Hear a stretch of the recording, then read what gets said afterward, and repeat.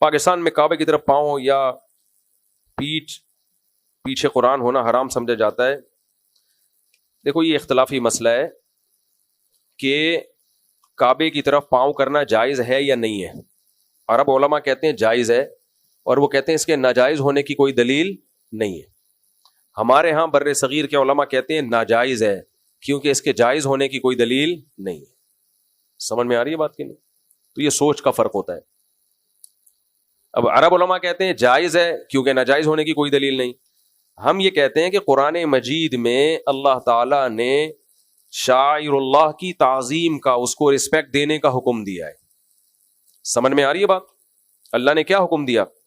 وَمَن يُعَظِّمْ شَعَائِرَ اللَّهِ, جو اللہ کے شاعر کی تعظیم کرتا ہے, فَإِنَّهَا مِن تَقْوَى الْقُلُوبِ, یہ دل کے تقوی کی علامت ہے. تو اللہ نے جب آرڈر دے دیا کہ شاعر اللہ, تو شاعر اللہ میں تو سب سے بڑا بیت اللہ ہے, تو بیت اللہ کی تعظیم تو کرنی پڑے گی.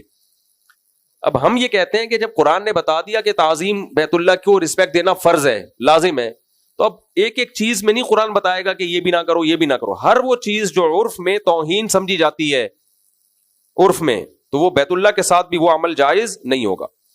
آپ اپنے والد کے سامنے کبھی پاؤں پھیلا کے اس کی طرف پاؤں کر کے نہیں بیٹھ سکتے. اب آپ اپنے ابا کی طرف پاؤں کر کے بیٹھے ہوئے ہیں, ابا کو آیا غصہ, ابا نے کہا یہ کیا کر رہے ہو, آپ جواب میں کہیں ابا اس پر کوئی صحیح حدیث نہیں ہے کہ ابا کی طرف پاؤں کرنا ناجائز ہے. ابا اس دلیل کو مان لے گا؟ ابا کہے گا اللہ نے حکم دیا نا ماں باپ کا احترام کرو, آپ کہیں گے ہاں. تو بیٹا یہ احترام کے خلاف ہے. ہر وہ چیز جو احترام کے خلاف, عرف میں احترام کے خلاف سمجھی جاتی ہے, وہ شرعن کیا ہوگی؟ ناجائز ہوگی. تو پاؤں کرنا تو 100% بیت اللہ کے تعظیم کے خلاف ہے, 100%. اس میں دو رائے نہیں ہو سکتی. بیت اللہ کی طرف تھوکنے سے نبی نے منع کیا رخ کر کے, تو پاؤں کرنا بھی یقیناً توہین ہی ہے. تو اس میں دلیل اس سے نہیں پوچھی جائے گی کہ اس کے ناجائز ہونے کی کیا دلیل ہے, دلیل اس سے پوچھی جائے گی جو کہے اس کے جائز ہونے کی کیا دلیل ہے. البینۃ علی المدعی, دلیل مدعی کے ذمہ ہوتی ہے. باقی نبی صلی اللہ علیہ وسلم نے جو بیت اللہ کی طرف پشت کیا کرتے تھے وہ اس لیے جائز ہے, وہ نبی نے اس لیے اس کی اجازت دی کہ وہ اس میں حرج ہے. ایسی تعظیم جس میں انسان حرج میں واقع ہو جائے وہ شریعت میں پسندیدہ نہیں ہے. ایک تعظیم اور احترام ایک لمٹ میں ہوتی ہے نا, بہت حرج میں. اب بیت اللہ کی طرف پیٹ کرنا بھی ناجائز ہو جاتا ہے, وہ تو لاکھوں لوگ حج کرتے بھی بندہ پہنچا ہوا ہے, تو وہ کون پشتی نہیں کریں گے, تو یہ تو بڑا مسئلہ ہو جائے گا. جہاں ضرورت ہو وہاں جائز ہے. تو نبی صلی اللہ علیہ وسلم نے بیت اللہ کی طرف پشت کی ہے تاکہ لوگوں کو پتا چلے یہ جائز ہے. تو پشت کرنا جائز ہے, پاؤں کرنا جائز نہیں ہے. اور جہاں ضرورت ہوگی وہاں پاؤں کرنا بھی جائز ہوگا. جیسے معذور لوگ ہیں, ان کے لیے پاؤں کو فولڈ کر کے نماز پڑھنا مشکل ہے, تو وہ بیت اللہ کی طرف پاؤں پھیلا کے نماز پڑھیں.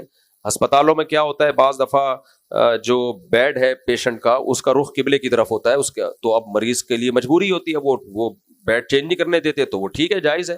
تو اس میں پھر پریشان ہونے کی ضرورت نہیں ہے. اس میں پھر یہ نہیں کہ پاؤں موڑو, کوئی بات نہیں بھائی, جہاں ضرورت ہے وہاں جائز ہے. اسی طرح قرآن کی طرف بلا وجہ پشت کرنا ٹھیک نہیں ہے, لیکن جہاں پشت کرنے میں, پشت سے بچنے میں پریشانی ہو رہی ہے تو وہاں کوئی حرج نہیں ہے.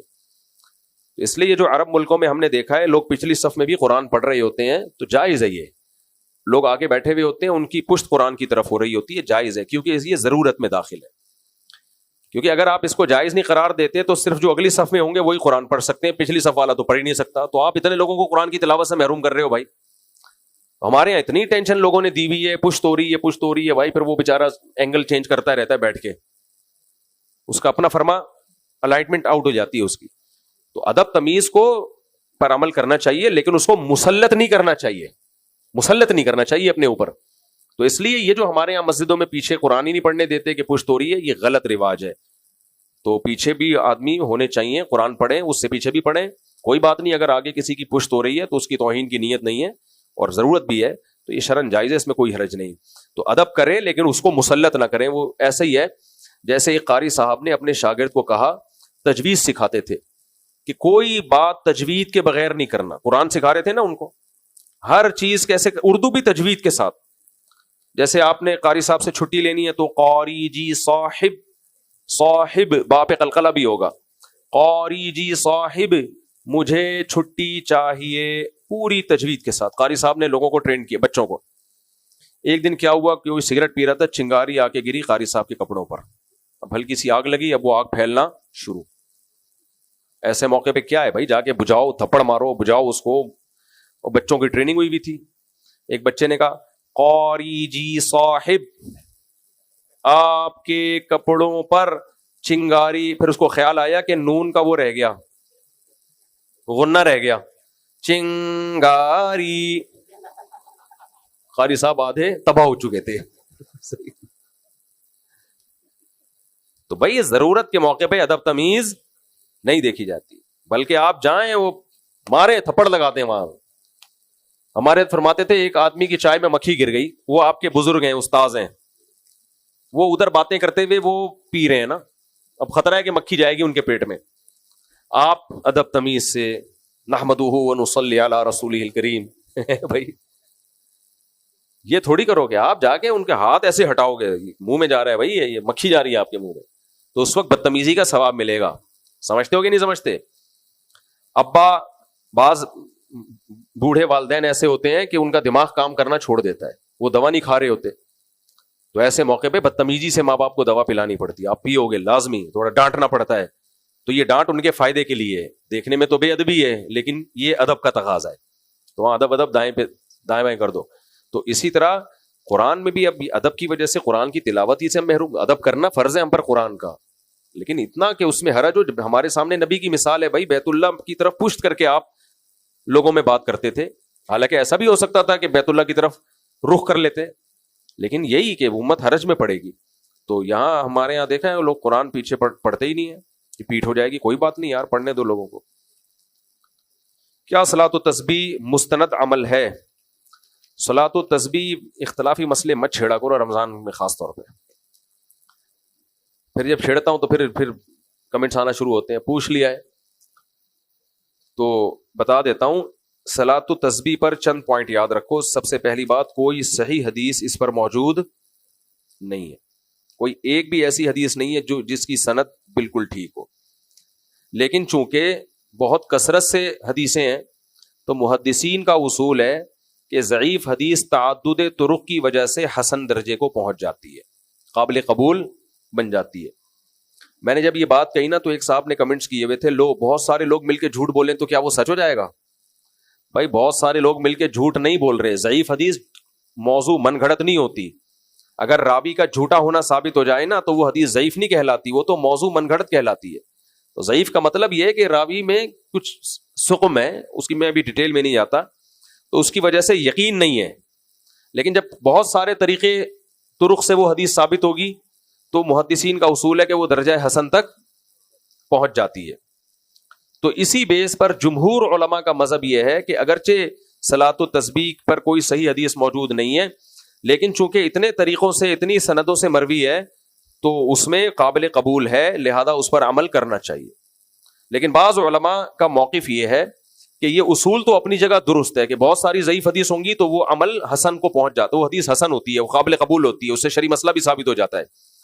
لیکن ان کا اصول یہ ہے بہت سارے علماء کا, جس میں علامہ ابن تیمیہ رحمہ اللہ بھی داخل ہے, اور میرا بھی رجحان اسی رائے کی طرف ہے, وہ یہ ہے کہ اگرچہ ضعیف حدیث جب بہت کثرت سے ہو تو وہ قابل قبول ہے, وہ حسن ہے, لیکن اس سے جو عمل ثابت ہو رہا ہے اگر وہ متواتر حدیثوں کے بالکل اگینسٹ ہے تو پھر حنفیہ کا موقف یہ ہے کہ صحیح بخاری کی حدیث بھی اگر متواتر کے خلاف ہوگی تو حنفیہ رد کر دیتے ہیں, تو حسن کو کیسے قبول کیا جائے؟ تھوڑی گاڑی بات ہو گئی, اوپر سے گزر گئی ہو, ان کو عربی میں سمجھائیں آپ میں کیا کہہ رہا ہوں, بس مکمل. السلام علیکم, جلدی جلدی, ہاں پہنا دو پہنا دو پہنا دو پہنا دو. اپنا لیپ ٹاپ بیچنے کے لیے, اس کو کیا ہو گیا بھائی, میں نے لیپ ٹاپ بھیجا ہے کسی کو نا صدر میں بیچنے کے لیے اپنا, تو کہہ رہے ہیں مجھ صاحب 180 لگ رہے تھے لیکن یہ بندہ اب 170 میں لے رہا ہے. میں نے کہا پہنا دے,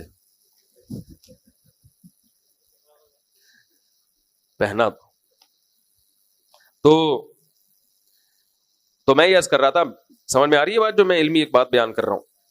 حنفیہ کا جو اصول فقہ میں ہے نا, جو ہم پڑھتے ہیں اصول فقہ میں, احناف کا موقف یہ ہے کہ اگر ایک عمل متواتر حدیث جس کو بہت لوگ نقل کر رہے ہیں اور قرآن تو سب پورا متواتر ہے، اس سے اگر ثابت ہو تو اس کے مقابلے میں اگر بخاری کی حدیث بھی آ جائے گی تو رد کر دیا جائے گا.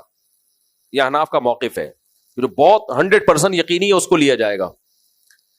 تو اب یہ جو ہم نماز پڑھتے ہیں ڈیلی بیسس پہ، رکوع میں تسبیحات، سورہ فاتحہ پڑھی، پھر اس کے بعد سورت ملا کے فوراً رکوع کرتے ہیں، تو متواتر حدیثوں سے جو نماز ثابت ہے اس نماز سے یہ پتہ چلتا ہے کہ آپ تلاوت اور رکوع میں تاخیر نہیں کر سکتے. اگر آپ نے تاخیر کی سجدہ سہو لازم ہو جائے گا، آپ کے اوپر سجدہ سہو لازم ہوگا. اور اسی طرح سورہ فاتحہ اور سورت کے درمیان میں وقفہ تاخیر نہیں کر سکتے، کیا تو سجدہ سہو لازم ہو جائے گا. یہ متواتر احادیث سے ثابت ہے یہ بات. اور صلاۃ التسبیح بالکل اس کے الٹ ہے، آپ اس میں تسبیحات پڑھ کے رکوع اور تلاوت میں کیا کرتے ہیں؟ تاخیر. تو اس لیے احناف کا جو اصول فقہ ہے نا، اس اصول کی روشنی میں، جو حنفیہ کا امام حنیفہ کا جو اصول ہے، اس اصول کی روشنی میں صلاۃ التسبیح فقہ حنفی کے اصولوں پہ نہیں فٹ بیٹھتی، کیونکہ حسن حدیث ہے، صحیح بھی نہیں ہے. حسن حدیث ان متواتر حدیثوں کے خلاف ہے جو متواتر حدیثوں سے نماز کی ایک الگ کیفیت ثابت ہو رہی ہے.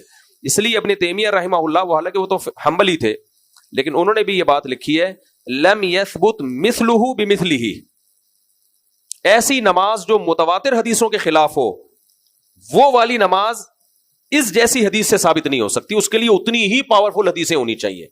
تو یہ چند علماء کا موقف ہے، لیکن جمہور کا موقف بہرحال یہی ہے کہ چونکہ وہ ایک عام اصول جو محدثین کا اصول ہے کہ ضعیف حدیث تعدد طرق کی وجہ سے کیا بن جاتی ہے؟ حسن. تو وہ کہتے ہیں حسن ہے، لہذا صحیح کے حکم میں ہی ہے، لہذا جائز ہے. ناصر الدین البانی رحمہ اللہ تعالی جو سلفی عالم تھے، انہوں نے بھی صلاۃ التسبیح کو سنت قرار دیا ہے، لیکن عبداللہ ابن مبارک کی تقلید کی ہے انہوں نے اس مسئلے میں. انہوں نے کہا کہ اگرچہ حدیثیں ضعیف ہیں، لیکن عبداللہ ابن مبارک چونکہ اس کے قائل تھے اور وہ بہت بڑے محدث ہیں، تو عبداللہ ابن مبارک جیسا محدث اگر اس کا قائل ہے تو ہم اس کا انکار نہیں کر سکتے. تو ہم یہ کہتے ہیں یہی تو تقلید ہے، اسی کو کیا کہتے ہیں؟ تقلید. تو یہ تقلید جب ابو حنیفہ کی ہو تو حرام ہے، اور البانی کی ہو تو جائز ہے، کیسے ہو سکتا ہے یہ؟ لیکن علامہ البانی پھر بھی بہت معتدل تھے، تقلید کے معاملے میں بھی بہت معتدل تھے وہ. تو اگر کوئی ان کی رائے کو فالو کرتا ہے کہ بھئی عبداللہ ابن مبارک اس کے قائل تھے، تو بھی ہمیں کوئی اعتراض نہیں ہے. تو اختلافی مسئلہ ہے، تو اس میں شدت جائز نہیں ہے. لہذا میں خود تو نہیں پڑھتا، لیکن اگر کوئی پڑھ رہا ہو تو اسے فضیلت بھی سنا دیتا ہوں، اور جمہور کے موقف پر عمل کر رہا ہے تو اس کو بدعت کہنا جائز نہیں ہے. یہ میرے منہ سے کبھی نہیں نکلا کہ صلاۃ التسبیح بدعت ہے. تو میرا موقف یہی ہے کہ جو عام نمازیں ہیں، جتنی دیر صلاۃ التسبیح میں لگے گی اتنی دیر وہی والی نماز میں لگا دو. لیکن اگر کوئی پڑھ رہا ہے تو بدعت ہی نہیں کہہ سکتے، اور اللہ کی رحمت سے امید بھی کی جائے گی کہ اس کو وہ اجر ملے گا جو روایات میں آتا ہے، کیونکہ جمہور کی رائے پر عمل کر رہا ہے، وہ کالعدم نہیں ہے.